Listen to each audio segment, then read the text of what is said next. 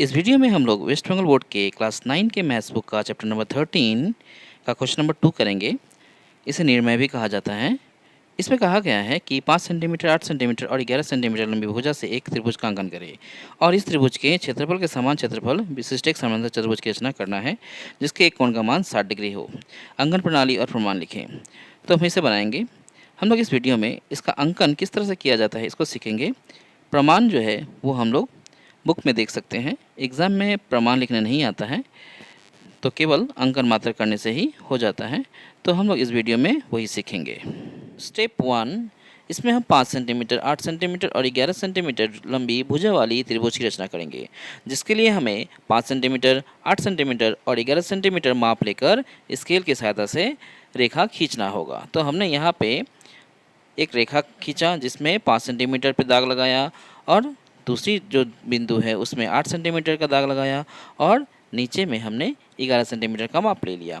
इस तरह से हमें 5 सेंटीमीटर, 8 सेंटीमीटर और 11 सेंटीमीटर तीनों माप की रेखाएं मिल गई। अब हम इस तीनों माप की सहायता से त्रिभुज की रचना करेंगे। सबसे पहले हम 11 सेंटीमीटर माप लेकर त्रिभुज का आधार खींच लेंगे।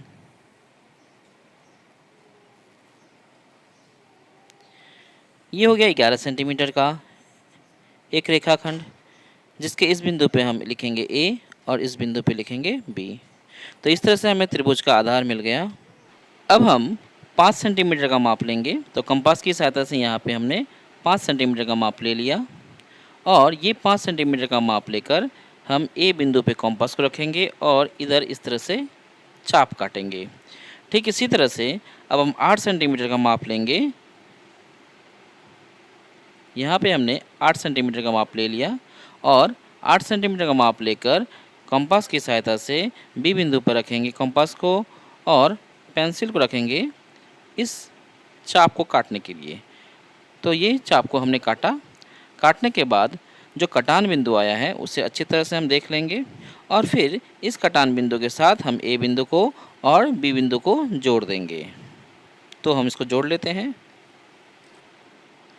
हमने इस बिंदु को जोड़ दिया। अब इस बिंदु से बी बिंदु को जोड़ेंगे।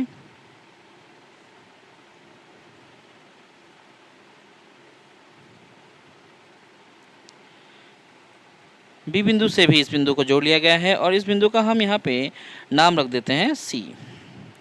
तो इस तरह से हम देख रहे हैं कि हमारे पास ए बी सी त्रिभुज है वो बनकर तैयार हो गया है। हम फिर से बता देते हैं। इस त्रिभुज को बनाने के लिए सबसे पहले हमने आधार में 11 सेंटीमीटर माप लेके इस लाइन को खींचा। ए बिंदु पर 5 सेंटीमीटर चाप लेकर हमने ये रेखाखंड खींचा और फिर 8 सेंटीमीटर का माप लेकर कंपास को बी बिंदु पर रखा और इस भाग को काटा। काटने के बाद जो कटान बिंदु प्राप्त हुआ उस कटान बिंदु का नाम हमने सी रखा और सी से ए को जोड़ दिया गया और सी से बी को जोड़ दिया गया। इस प्रकार ये जो त्रिभुज है ए बी सी त्रिभुज ये बनकर तैयार हो गया। तो स्टेप 1 जो है इसी से पूरा हो गया है। अब हम चलेंगे स्टेप 2 में, जिसमें हमें इस त्रिभुज के ए बी भुजा का समद्विभाजक खींचना है। तो त्रिभुज ए बी सी के ए बी भुजा का समद्विभाजक खींचना है, इसलिए हम बी बिंदु पे कंपास को रखेंगे और आधा से ज़्यादा माप ले लेंगे और आधा से ज़्यादा माप लेकर हम इस तरह से यहाँ काटेंगे और यहाँ भी इस तरह से काटेंगे बी बिंदु पर रखकर। अब ठीक बिना माप को हिलाए हुए हम कंपास को ए बिंदु पर रखेंगे और जिस चाप को हमने काटा था उसी चाप को हमें काटना है। तो बी बिंदु पर रख के जो चाप खींचा गया है इस चाप को थोड़ा बड़ा कर लेंगे और ए बिंदु पर फिर कंपास रख के इसे काटने की कोशिश करेंगे। यहाँ छोटा हो गया है तो इसे क्या करना है, माप को यहाँ रख के थोड़ा बड़ा कर लेना है। इसे देखना है ये कट जा रहा है यहाँ पे, तो ठीक ही है। अब हम देख रहे हैं कि यहाँ पे हमें एक कटान बिंदु मिला और एक कटान बिंदु यहाँ मिला। इन दोनों कटान बिंदुओं को हमें स्केल की सहायता से जोड़ देना है।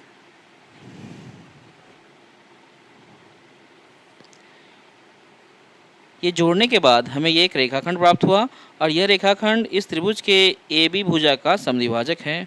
तो इस बिंदु पे हम डी नाम रख देंगे। अब हमें चलना है स्टेप 3 में। स्टेप 3 में हमें ए बी भुजा के समानांतर एक सरल रेखा खींचना है जो सी बिंदु से गुजरे। तो हमें ये खींचना है। इसके लिए हम सबसे पहले ए बी भुजा का माप इस तरह से ले लेंगे। काफ़ी सावधानी से ये माप लेना है ताकि हिले नहीं। अब इस माप को लेके हम कंपास को सी बिंदु पे रखेंगे और इधर इस तरह से काटेंगे। काटने के बाद हमें ये भी ध्यान रखना है कि ए बी भुजा का माप लेंगे तो ठीक इसके विपरीत जो बिंदु है उस बिंदु पे कंपास रख के ही इसे काटना है। अब हम क्या करेंगे, ए सी भुजा का माप लेंगे। हमें इस तरह से अच्छे से माप ले लेना है। ये माप लेकर ठीक इस रेखा के विपरीत जो बिंदु है बी बिंदु, इस बिंदु पे रखना है कंपास को और जो चाप हम पहले खींचे थे उसी चाप को इस तरह से काटना है। तो जो कटान बिंदु मिलेगा इस बिंदु को हमें काफ़ी अच्छे से देख लेना है और अब हमें इस सी बिंदु को इस कटे हुए भाग के साथ जोड़ देना है और जोड़ने के बाद हमें समानांतर सरल रेखा प्राप्त हो जाएगा। तो हम ये कर लेते हैं।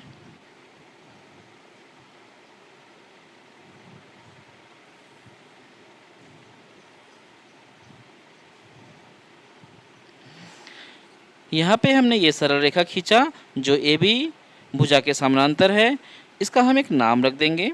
यहाँ पे हम नाम रख देते हैं ई। अब ये जो सी रेखा है ये ए बी के समानांतर है। अब हमें करना है स्टेप नंबर 4, जिसमें हमें कहा गया है कि डी बिंदु से 60 डिग्री का कोण बनाना है। 60 डिग्री का कोण बनाने के लिए हम कंपास को डी बिंदु पर रखेंगे और एक चाप खींचेंगे इस तरह से, फिर यहाँ रखेंगे। माप हिलना नहीं चाहिए, इसे काटेंगे और ये जो कटान बिंदु आया यही जो है 60 डिग्री का कोण बनेगा। तो हमें स्केल की सहायता से इन दोनों को जोड़ देना है।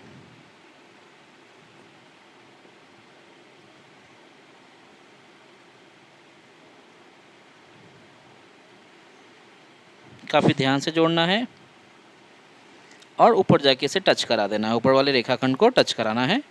इसका नाम हम रख देंगे F। अब हम D बिंदु पे कंपास रखेंगे और B बिंदु पे पेंसिल रखेंगे और ये माप ले लेंगे। इस माप को उठाएंगे और F बिंदु पर हमें कंपास रखना है और इस रेखाखंड को इस तरह से यहाँ पे काटना है। तो जो भाग कटेगा उस भाग का नाम हमें रख देना है G। इसके बाद हम इस G बिंदु को B बिंदु के सहारे मिला देंगे।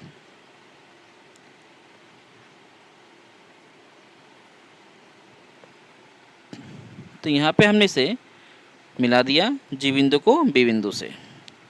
अब हम देख पा रहे हैं कि B D F G ये एक चतुर्भुज बन गया और ये चतुर्भुज हमारा अभिष्ट चतुर्भुज होगा।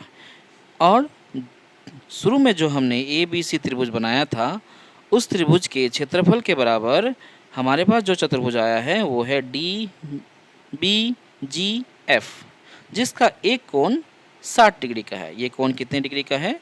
60 डिग्री का है। ये हमें लिख देना है और हमें एक फाइनल स्टेप लिखना है, वो ये कि त्रिभुज ABC का क्षेत्रफल